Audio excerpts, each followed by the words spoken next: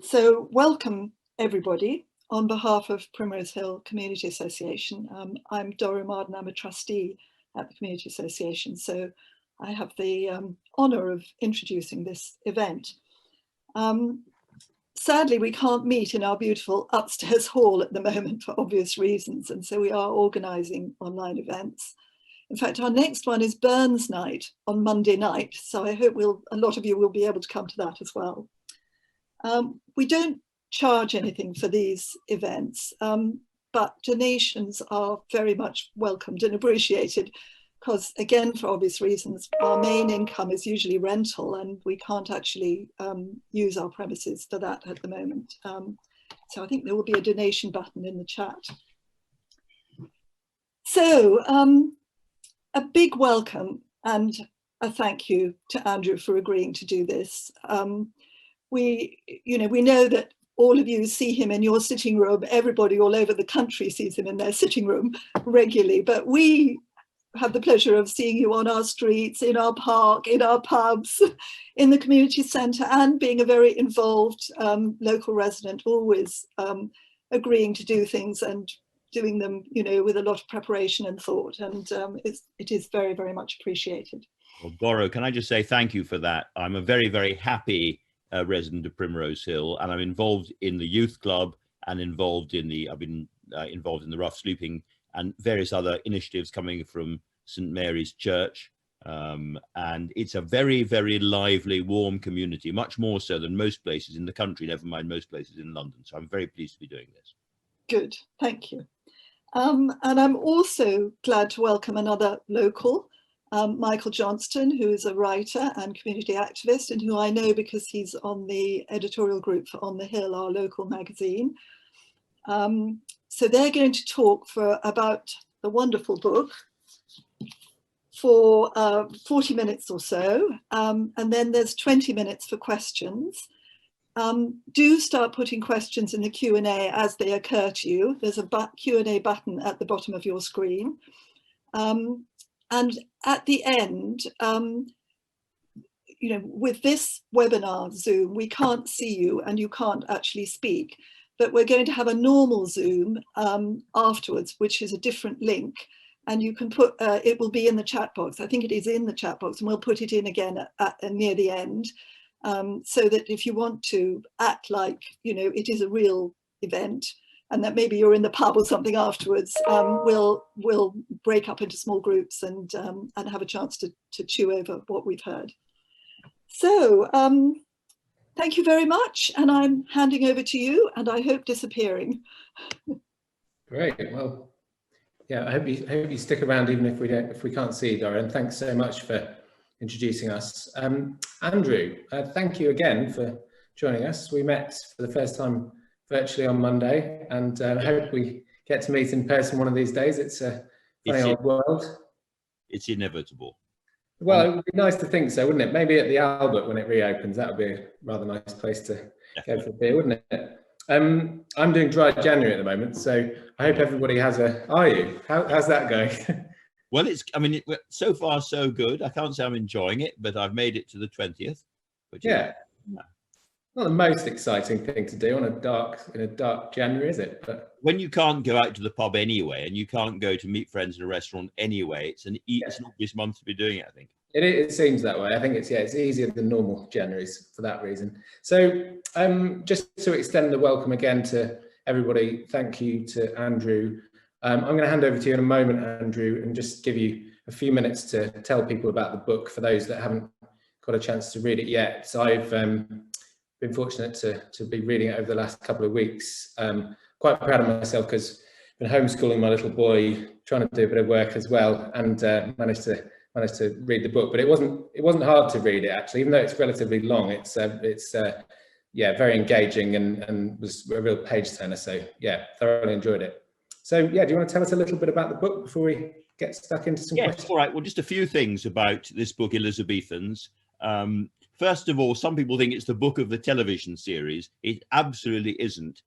I always write first. I consider myself an author before I'm on anything on television. So the book always comes first.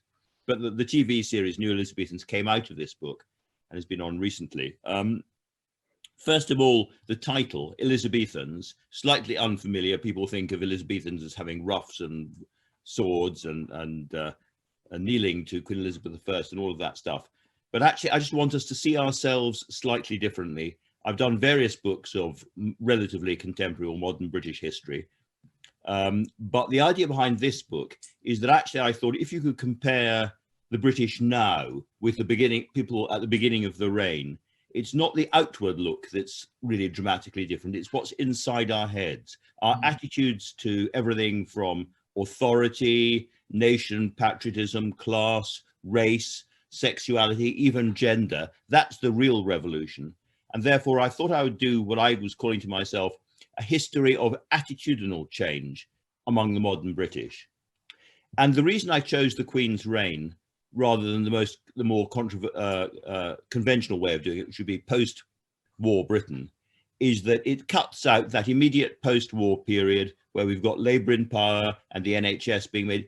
It's a very, very familiar period. And it's really in the 1950s when we become a consumer society that we are most like ourselves. So it's, in a sense, it's the story of modern consumer Britain.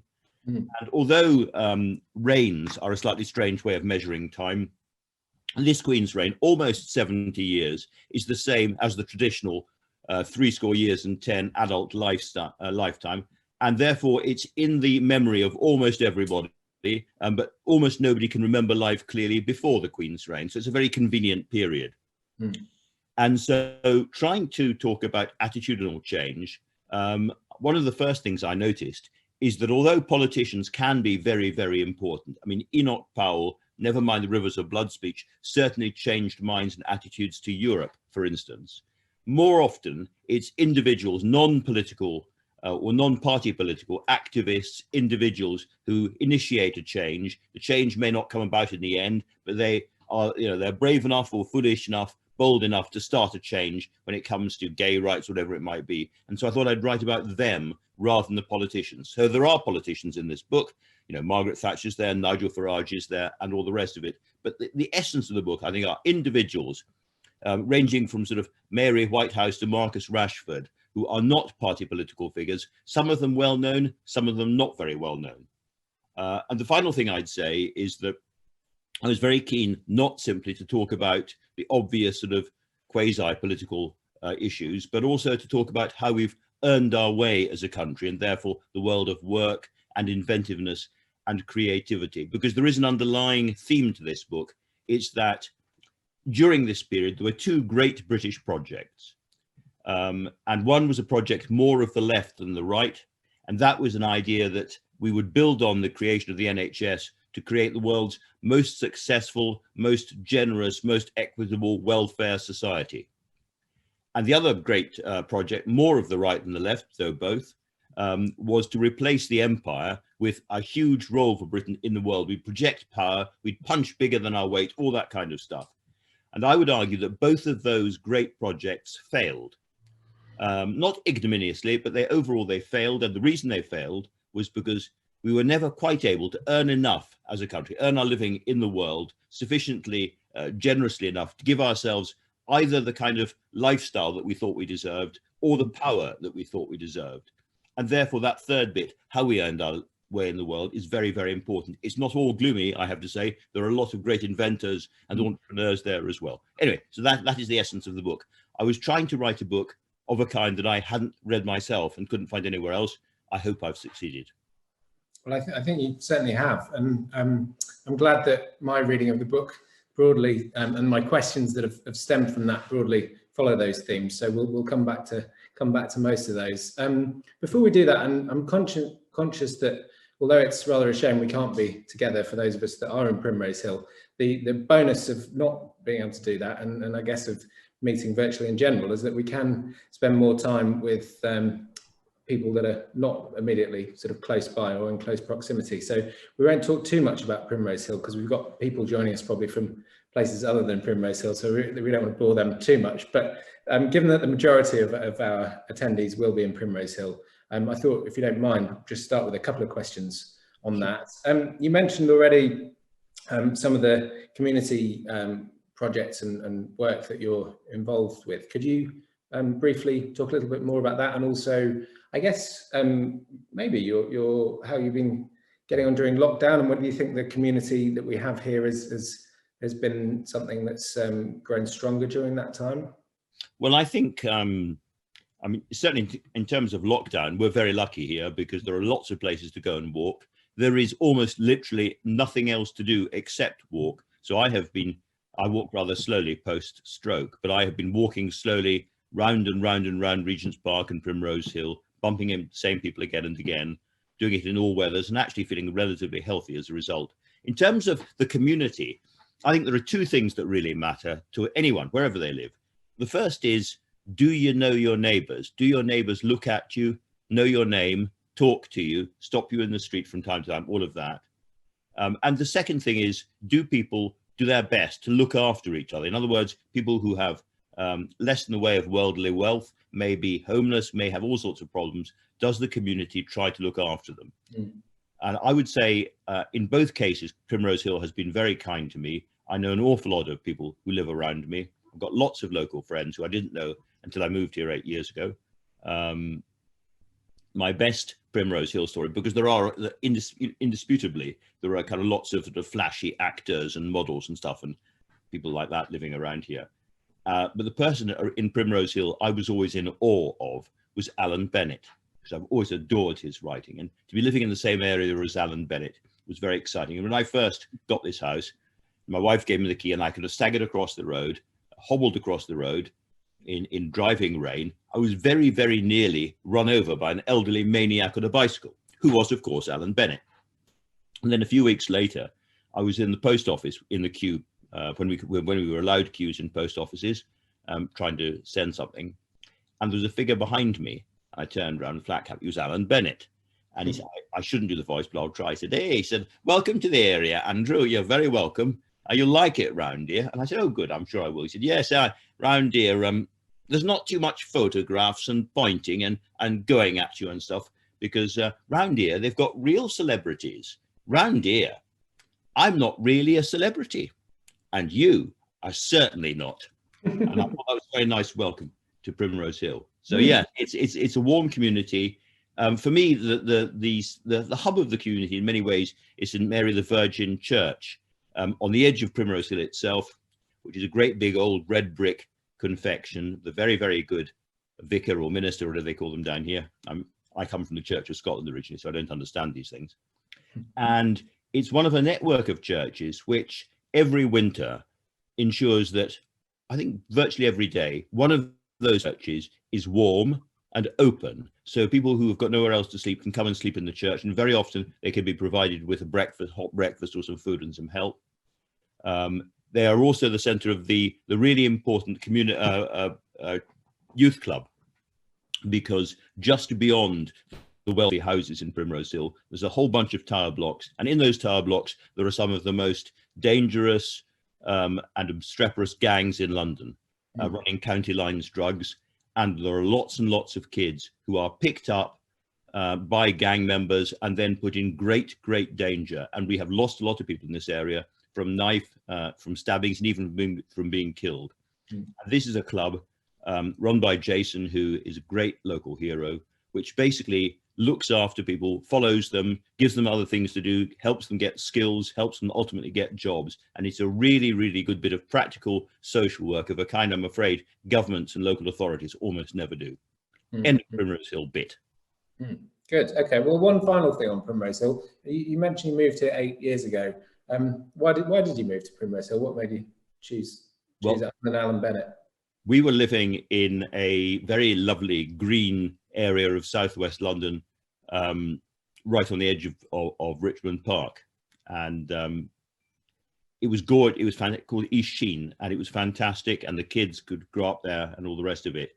But after I'd had my stroke, I realized that my days of running around and cycling around Richmond Park were over, and it's slightly depressing to be right next to somewhere you used to have such fun, not be able to do it any longer. My walking was very, very bad then. And also I realized that if I wanted to carry on working at the BBC in my reduced physical capacity, I couldn't really afford to be that far away and have those long commutes all the time. And so we moved here. my wife Jackie lived here when we first got to know each other, so we knew it quite well. And the great thing for me is that I can totter, if not walk, from my front door right to the BBC across Regent's Park, and what's not to like about that? And also, I just kind of feel it's my part of London. I feel really comfortable here in a way that I can't imagine anywhere else. I'm afraid I am in my soul, apart from being a Scot, a North Londoner. Right. Well, I think I probably am as well. I'm a Scot as well. You can't tell in my accent. My grandfather was a Scot. In fact, I might just very quickly, if you don't mind, say hello to my parents, Janice and Robert, because I haven't really seen them in the last 12 months. I've seen them once, and I know they've tuned in, and they're big fans of your show and your programs as well. Well, I'm very much hoping that my mum, Valerie, is watching from Longforgan in Perthshire as well. And hello to you. Good. Well, hopefully we'll get to see all of our loved ones rather more later on this year. So onto the book then. I've got an awful lot of questions, but we will ensure we have 20 minutes or so at the end for everybody that's been kind enough to join us this evening to ask their questions as well. And please do post those. I think we've got both. If people see me sort of being marginally distracted from time to time, I'm looking at the Q&A and the chat on this at the same time. So do submit those questions as and when they occur to you necessarily, rather than waiting till the end. So you talked briefly, Andrew, about why you came to write the book and how you felt that the sort of immediate post-war era had been covered quite a lot, and how you were more interested in I guess the shift towards a consumer nation. Could you talk a little bit more about sort of why you came to write the book and the origins of it? Well, I've done a book on a straightforward history of post-war Britain, history of and indeed a book looking at the first half of the 20th century as well. And in both cases, I mean, I'm pleased with both books and proud of them. I don't want to take anything away from that. But they do, as it were, the conventional stuff that you'd expect. They look at the big general elections. They look at all the prime ministers. They look at the big national crises, Suez, the miners' strike, and all of that. And I got the feeling that history is now very, very well known, and yet it's only a small fragment of the real history. And things like, to take an example from this book, the arrival of package holidays, and that moment when suddenly ordinary British people have a couple of weeks of paid holiday every year and enough money to fly to Spain or to Greece or to Portugal or wherever and have some holiday in the sun. Who started that? Who was behind that? How did that happen? The change in the way that we consume food, our attitudes to food. Talk a bit more about that. These are things that matter to individual people as much as any general election. And I've looked at, I was writing this book at the time, obviously, COVID had started. So I was very, very interested in health and public health. And also there was a lot of criticism of the government at the time for being stacked with public schoolboys. And so I wanted to write a lot about education, which I haven't written a lot about before. And in each case, I wanted to find good, strong, personal, vivid stories that told the narrative in a way that wasn't, as it were, conventional history, which can be a bit abstract and a bit dry. Okay, great. Well, we'll come back to a few of those things. The education point, actually, although that's perhaps not one of the maybe major themes. I mean, there's plenty of. Well, I personally really enjoyed the emphasis on education, and specifically your framing of the fact that, or reference to the fact that the Labour government certainly has made more efforts, or at least attempted to reform more. Could you talk a bit more about that and why that might have failed? So this does go back to the Second World War, when there was, as with the First World War, there was a kind of panic in Whitehall about the poor quality of a lot of the people coming through, and there's a realization actually that a lot of the German forces were frankly better educated than the British ones, and therefore that perhaps too much talent, too much focus had been siphoned off by the very, very expensive private schools right at the top of the system, and there hadn't been enough focus on the rest. And Churchill was one of those people who thought about abolishing the public schools completely, or at least obliging them to have so many scholarships that they really changed their character. And you may remember that Churchill hadn't enjoyed his days at school very much either, at Harrow. So that goes all the way back.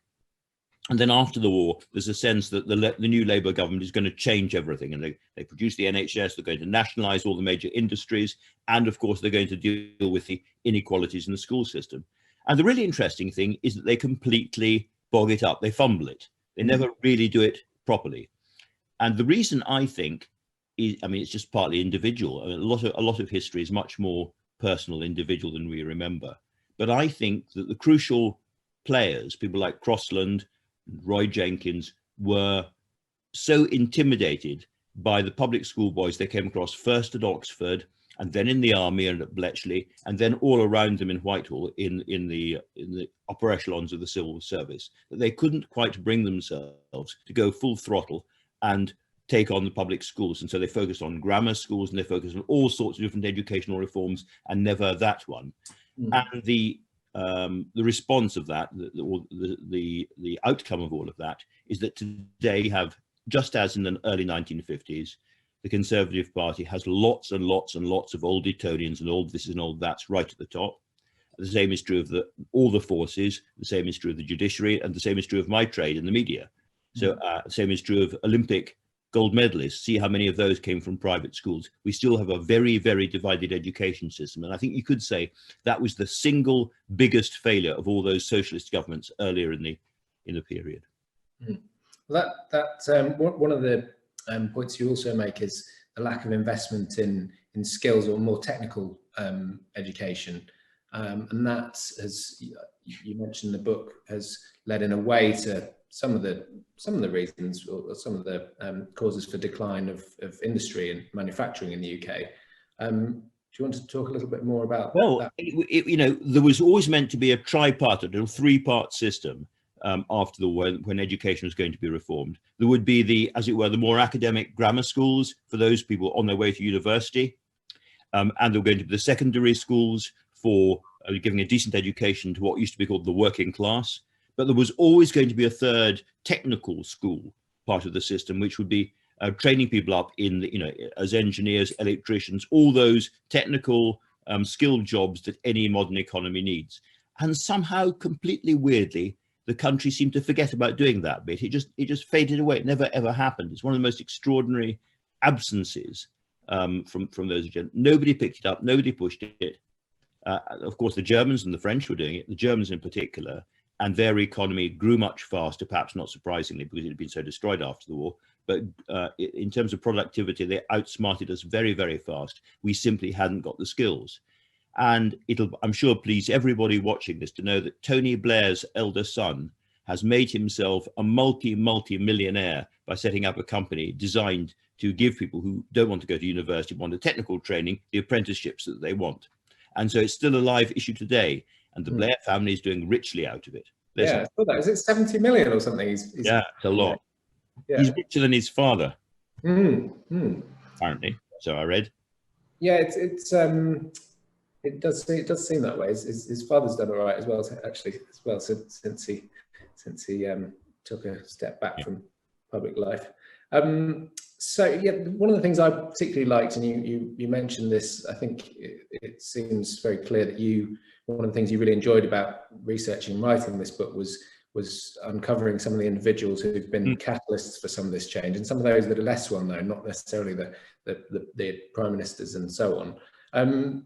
If you had to choose a couple of those individuals, maybe some of the lesser well known ones for people who haven't read the book yet, who would you single out as being particularly interesting? Well, here are a few that I think most people won't know about. Vladimir Reitz. I don't know how many people know about Vladimir Reitz, but he was the Russian Jewish emigre guy after the war who went on holiday because he had some Russian friends who were involved in water polo.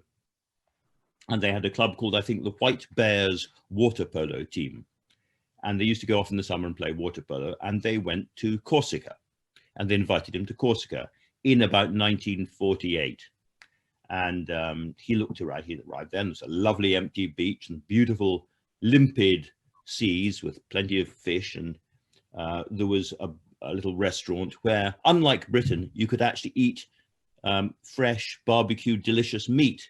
And there was plenty to drink, lots of wine, lots of beer. And he thought, this is just paradise. Then he thought, why can't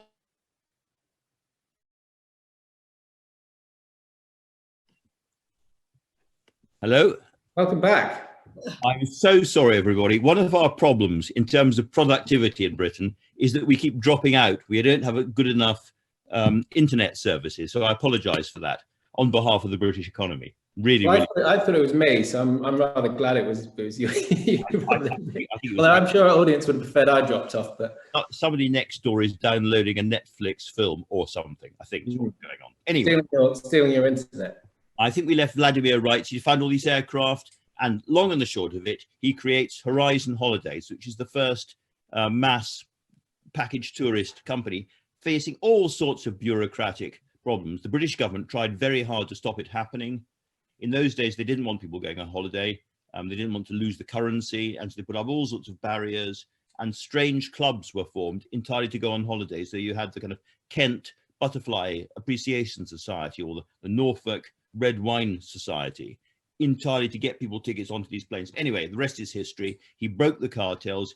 He defeated, beat both of the major official operators, British European Airlines, BEA and BOAC, and created more or less single-handedly the modern British package holiday. So you could say that this relatively obscure, relatively unknown Russian immigrant man, Vladimir Wright, did more to change British public life than any politician. So that's one example. I'd cite two grammar school boys called Freddie Williams and Tom Kilburn, who were responsible in large part for the first proper computer, the Ferranti 1. Britain had a real lead in the computer race early on and kept it for quite a long time. It goes all the way through to the Clive Sinclair story. Clive Sinclair, often seen as a bit of a joke figure these days, but actually he, for a while, he was the world-beating miniaturization computer specialist, and he certainly introduced at least two generations of young British nerds to computers and gave this country a little bit of a head start in the world of computers, which we still have in many ways. So those are another two examples. And finally, totally different kind of person, Helen John. Helen John, a midwife from Wales, who basically invented the Greenham Common protest, or she was one of the very, very early leaders of it. A very doughty, very, very determined woman who in many ways, although the Greenham Common women did not, as it were, get the missiles removed, that was Ronald Reagan in his deal with Gorbachev. Nonetheless, they started a change in British attitudes to militarism and waging war abroad, which is still very much amongst us. I mean, part of the Corbyn phenomenon was down to people like Helen John. So there's some examples of people who I don't think are household names or anything like it, but I think deserve to be. Yeah, thank you very much. On that point, and I think I'm right in saying the third section of the book talks specifically about some of the great inventors and industrialists, innovators that we've had in the last 70 years in the UK. Given that there has been that lack of investment or focus on education around more technical skills, why do you think the UK continues to produce all these great inventors and people that make stuff?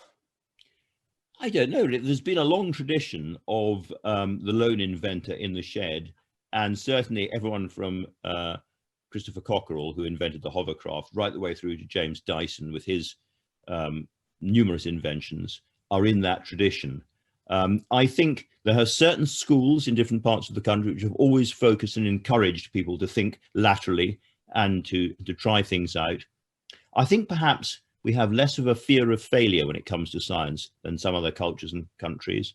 And we've had some very, very good technical universities. Imperial in London, Cambridge, and some of the other universities are amongst the best in the world technically. So we've had the infrastructure, as we haven't had in lots of other areas. What we have not been so good at is taking British inventions and then making a lot of money out of them, and specifically making a lot of money out of them here, so they're making things, employing British people for a long period to come. We still have this tradition of somebody has a great idea, creates a company, and then just when it's beginning to take off, sells it, and then moves to the country and spends the rest of the time in the local pub. It's probably a very enjoyable way of spending time, but not very good for the economy. Sure. Yeah, I think that may well be right. Often selling out to private equity firms, it seems to be the route at the moment. Given that we've had the presidential inauguration in America, the US today, seems a good, well, very timely to talk about Britain's role outside of its own borders, and specifically what's often called the special relationship with the US. Hopefully our relationship with the US will be rather more straightforward, perhaps, with the new president. I know we also have quite a big US or American community here in Primrose Hill. I know have a number of American friends. Could you talk a little bit more about the American influence, and not specifically the special relationship, but you refer to sort of the way that American society and ways of thinking have influenced the UK? Well, a couple of thoughts on that. First of all, there's been a series of, I think, under-discussed, under-reported scholarships and student systems going both ways. So a very, very large proportion of the centrist, liberal British political class, the politicians, the journalists, the editors, the analysts, the economists, actually got 2 or 3 formative years at an American university before coming back home again. And so in a sense, the American and the British political establishments are interwoven in a way that I think a lot of the rest of the country doesn't quite understand. And that goes, I mean, you think of somebody like another local resident until a little while ago, David Miliband, for instance, who's now running a big company called International Rescue in New York. And his brother was over in New York as well, Ed Miliband. And you could say the same for almost every political party. So that's one aspect. Boris Johnson, was he born out there as well? Boris Johnson was, I think he was born, yes, he was born and he was brought up for a while in America. Boris Johnson's a really interesting case study in the modern British elite because he's got very strong American connections, as strong as Churchill. He was brought up there at a formative age. And then, of course, his father took a job in Brussels. So he also had the Brussels experience and started to learn other languages. Van der Leyden, the EU boss, and he were at school together. And so in many ways, he was very much a product of his time. And although it was by scholarship, I think originally, he went to Eton. And so he's very much tied into the class side as well. Final thing about Boris Johnson, which makes him a sort of emblem of his time, of course, is that he comes from a very aggressively broken and fractured marriage and family. And so far as I can tell, with one parent being looked after in a hospital and one going around the world enjoying himself, the 4 Johnson children had an awful lot of time just together, but they had to grow up with each other.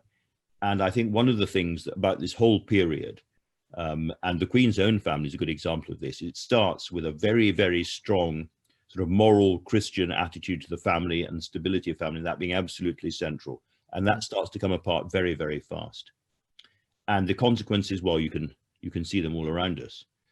In many families, it's fine and no great damage is done. In many others, it's catastrophic. And so I think Boris Johnson becomes, I use him right at the beginning of the book as an emblem of some of the changes in Britain at the time. And I think he works quite well in that regard. Yes, that's America. What I would say about America is that anxiety about American influence was there right at the beginning of the Queen's reign, is here today and has never changed. This sense that not only have we lost global physical and military power to America, but also we're losing cultural and imaginative power as well. That in a sense, from relatively early on, the Americans are reinterpreting world history and selling it back to us, and now reinterpreting our own history and selling it back to us as well. You can see that in things like The Crown, although written by an Australian and acted in many cases by British actors, it is a non-British take on the royal family and on the Queen, which for an awful lot of British people now is the truth. And so we really experience the imaginative and cultural disadvantages of no longer being a premier power. Well, I've seen you watch The Crown, by the way. I did, yes, I've watched all of it. Brilliantly made, and that's the trouble.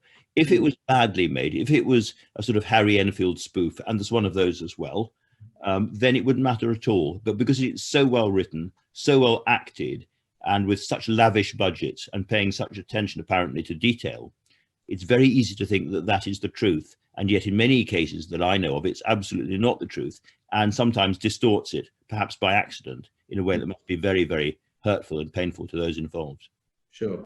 Yeah, well, The Crown was, I thoroughly enjoyed that myself as well. There was a newer show, I think also on Netflix, about Britain towards the end of the last century, although actually we're in another century already now, aren't we? But end of the 1800s, early 1900s. You mean Bridgerton? Yeah, I don't know what you thought about that. I wasn't a fan. Tripe, awful. Absolutely. Good. I'm glad you said that, because I was about to really sort of lay into it, and then thought you might be enjoying it. No, I'm not. I watched about 5 minutes of it, to be fair. I'm being very unfair, but I didn't enjoy the 5 minutes I watched. I think I managed about half an episode, so I'm glad we agree on that. Okay, so we do want to give time to questions that are starting to come in. Right. Some coming in on the chat, some coming in on the Q&A. But for a couple of minutes before we do that, and I'll look to digest some of these as you talk about this next point. We talked about this when we met virtually on Monday. I appreciate you are very much bound by being independent at the BBC, but can you talk a little bit? The book talks quite a lot about many of the sort of reasons for Brexit and the individuals who influenced Brexit as well. Could you, without saying anything that you're not allowed to say, talk a bit about Brexit? A bit about Brexit. So one of the things that Joe Biden said in his inauguration speech today was that it's very important, you need unity in a society to progress at all. Not complete unity, obviously, but a fair amount of unity. And that to get that, we all have the duty, as his mother told him, to stand in one another's shoes, at least for a few moments, and try to do it and see things their way. And given that Primrose Hill is, I think it's fair to say, a pretty Remainery or rejoinery these days kind of part of London, I think it's important for everybody to understand that the vote for Brexit was complicated and not the same everywhere. It's very, very easy for anti-Brexiteers to say it was all xenophobia, it was all racism and stuff, but there's an awful lot of constitutional anxiety all the way through the second part of the 20th century about surrendering what had been an absolutist parliamentary system. We have a very strange system in this country. Virtually all power is in the hands of Parliament. And once you start to take that away, you undermine the British tradition of doing things. And I think there was quite a strong constitutional drive behind Brexit. I have a theory about what might happen, which is that I think in politics, as in life, you very often don't get what you expect. So Margaret Thatcher, as I say in the book and in the films, thought that she wanted to free people. She wanted to liberate people to become entrepreneurs. And what did they do? They set up aggressive record labels with sort of punk music. They founded magazines like Viz, which was a kind of impertinent, rude thumbing of the nose at the establishment. Is exactly what she did not expect them to do. Once you give people the freedom, you can't legislate for how they're going to use it.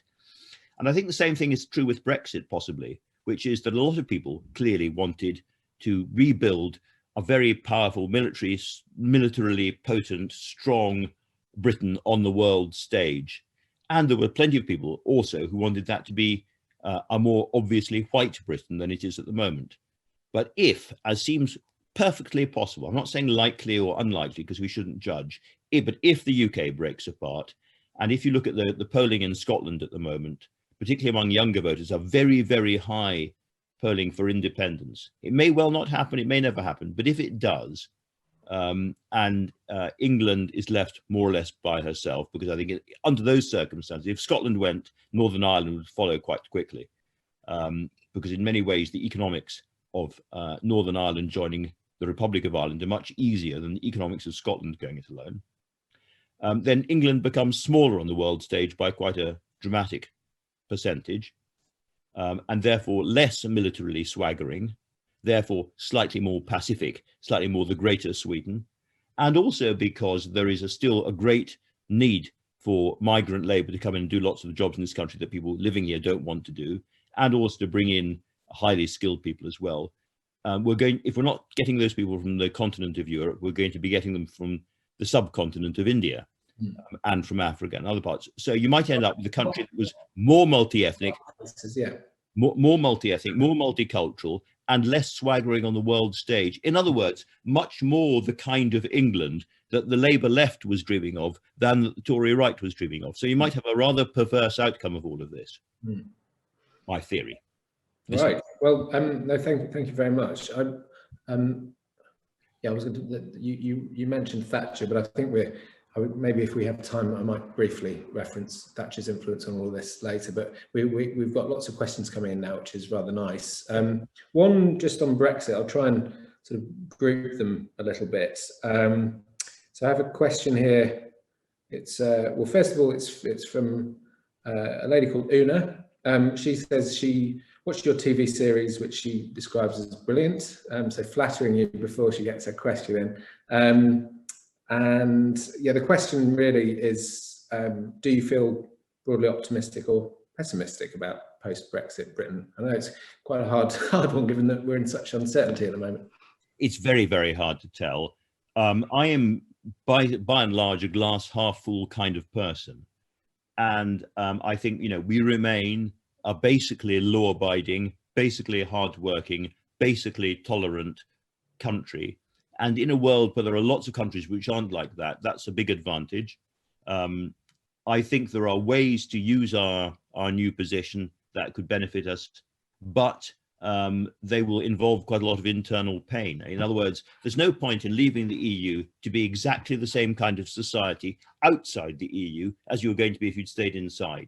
And so there's no point in pursuing the same, as it were, relatively centrist, social democratic, welfarist agenda that we had inside the EU. And I have always thought that Brexit came with an either hidden or covert, but eventual, inevitable deregulation agenda. In other words, I think it'll come with a rush for growth, and there will be a change in regulations. I'm using my language very, very carefully. I work for the BBC, and a change in attitudes to encourage faster growth, and therefore the greater wealth that brings. But that will bring also very, very big and difficult questions about rights, about welfare, about the environment and pollution and all of those things. So I think it's going to shake up our politics. It's not always a bad thing to have your politics and economy shaken up. Sometimes, any economy, any society needs a great big boot up the bottom. And that is essentially what Brexit is going to give us. The results of that, I don't know. We're going to move, but in what direction, I can't tell you. Sure. Thank you. Question from Neil Herbert on Brexit. And we won't spend all of the time on Brexit because we've got 15 minutes or so left, but maybe this final one, because it flows very well from the point you just made around alignment or divergence now, perhaps from standards and so on with the EU follows. Yeah, can you talk a little bit more about that and how Neil asked, how do you see this ultimately playing out in terms of environment? We're hosting the UN climate summit later this year, hopefully physically, if COVID allows that.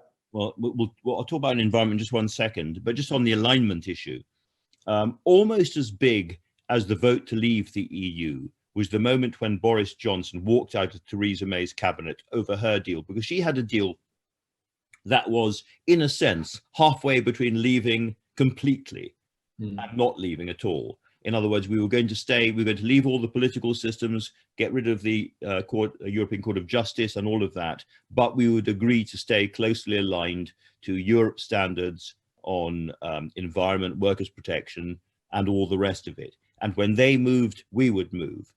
Now, that wasn't acceptable to Boris Johnson and his allies, because he thought that meant we were just going to mimic them. We'd be in lockstep, but we wouldn't have the vote. What's the point? But you could argue that was a way of completely separating ourselves from the political union project, while ensuring that the markets, the open borders remained open, the markets remained open, and therefore having the least effect on our economy. And once that was junked, then we were always going for what used to be called a hard Brexit or a clean Brexit, whatever language you prefer. And that means, as I said before, there is no point in doing it if you don't go in a different direction. And the obvious different direction is in a more, quotes, free market, more, quotes, Singaporean, quotes, Hong Kong direction. Now, it's interesting that at one and the same time, ministers deny hotly that that's what they want to do. And yet there's a constant trickle of stories coming out of Whitehall suggesting that there is, in fact, a lot of work being done inside government on deregulation. when it comes to the environment specifically, then it's true that we're in a slightly different position, because if Boris Johnson wants to improve his slightly difficult relationship with Joe Biden, the Biden administration, they remember his new wife, but indeed, but they remember, and his new wife, the Biden administration remember very well Donald Trump describing Johnson as Britain Trump. Trump never very good at the syntax, but Britain Trump was how he described him. And the Biden administration, or people around Biden and around Obama, very often the same people, for a long time have seen Boris Johnson as a sort of right-wing populist with sort of nationalist aspects to him, and have seen Brexit as a sort of British version of the Trump revolution, and they don't like it at all. And so Boris Johnson needs to, as it were, walk back along the plank and get off that and encourage them to take him seriously. And the obvious way... Irish heritage as well as another. They have the Irish heritage, of course, is part of the same thing. But the obvious way for Boris Johnson to do that is to focus on the environment, because Britain has a relatively decent record on CO2 emissions, and certainly targets going forward.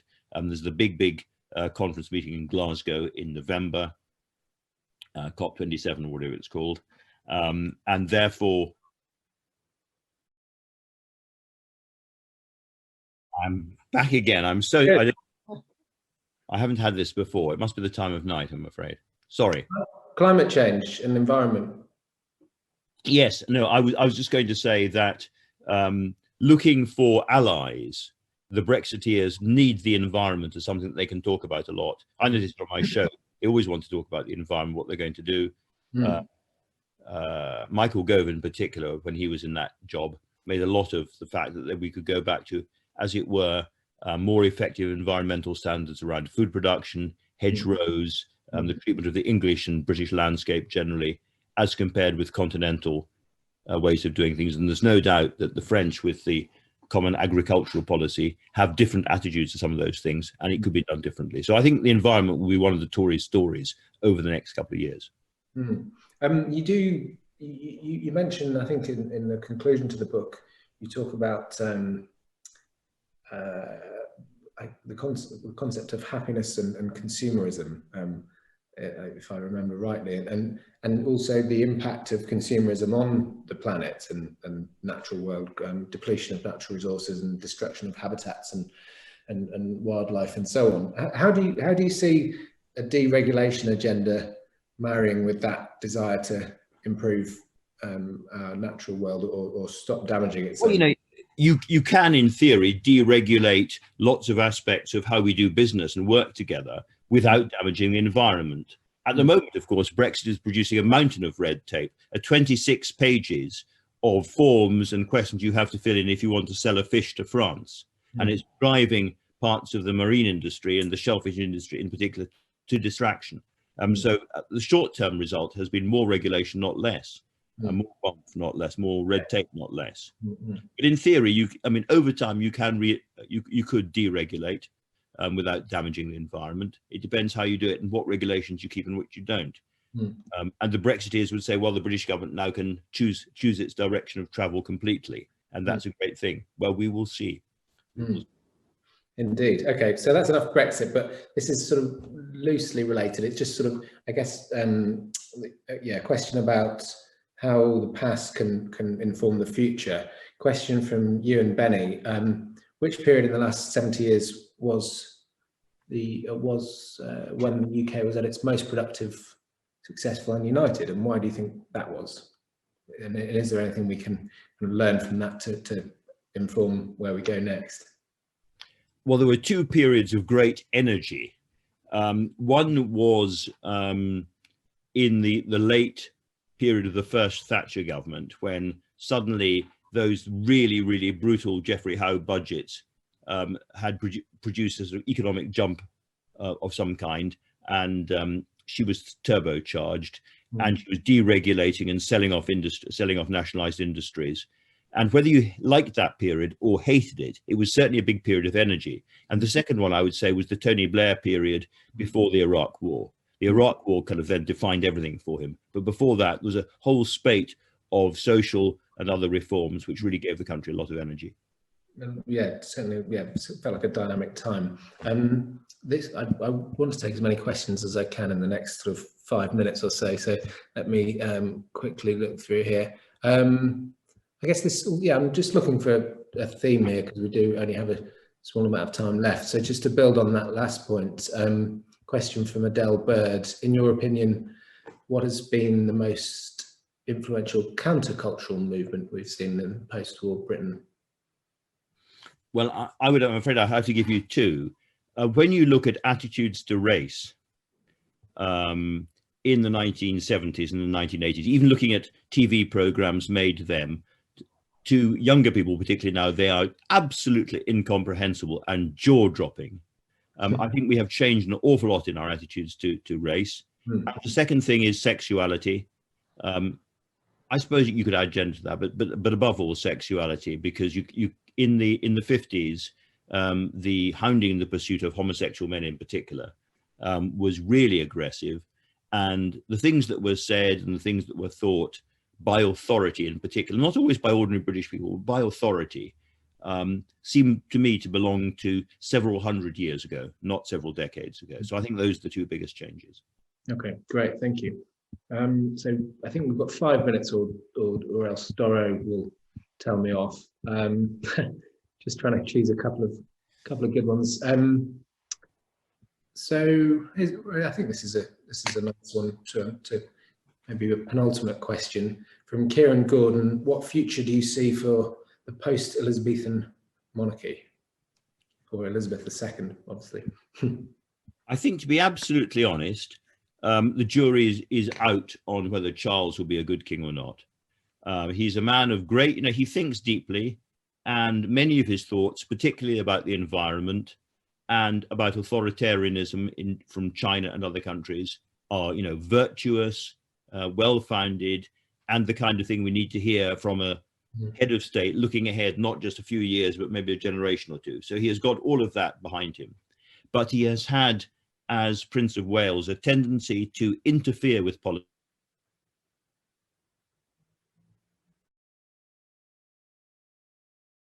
Thank you. Okay, Andrew, we've got a couple more minutes. So I'm really sorry about this. It's never happened before. Well, it could be my internet provider in a week's time, so it'll never happen again with any luck. But I apologize. Well, it could be because so many people in Primrose Hill have gone online to watch you. Other people will be thinking every time I'm starting to say something dodgy or dangerous, it just Yes. I think there was a comment about that, actually, that you're being shut down.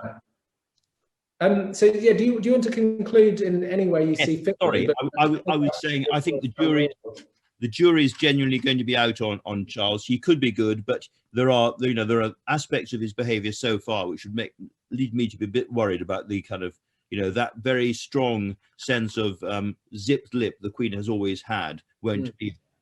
And I think there's a lot of people in the sort of group around the monarchy looking at William and Kate, thinking there really is the future. So it may be less popular in the short term. And of course, if Scotland goes, there is the question as to whether Scotland will want to be a republic or not. So it'll be a time of turbulence one way or another. I think it'll be a time of huge shock and turbulence for everybody when the Queen dies. I think we'll be surprised by how shaken we feel.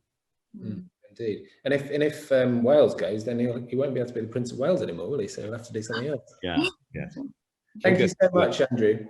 Thank you. I think we'll let Doro have the last words, if that's okay. Yes. Well, just to say thank you so much for a really, really fascinating hour. I think we could have gone on for another hour. So many questions and so much interest, and we're very, very grateful to you. Thank you. Doro, can I just apologise to everybody for the fact that I kept dropping out there? It was as frustrating for me, I promise, as it may have been for you. And it's just, as I said, the number of people around here downloading Netflix, I fear. Yeah, well, I think it's something we all have to get used to at the moment. And as I said, very many thanks. And also, just to say to people that if they do want to join a Zoom afterwards and talk to each other, the Zoom link is in the chat.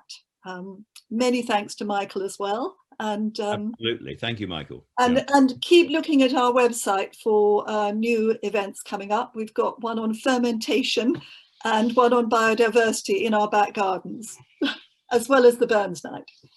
Very good. Thank you very much. Good night, everybody. Good night, everybody. Thanks for joining us. Thanks, Andrew. Thanks, Dora. Bye-bye. Bye-bye.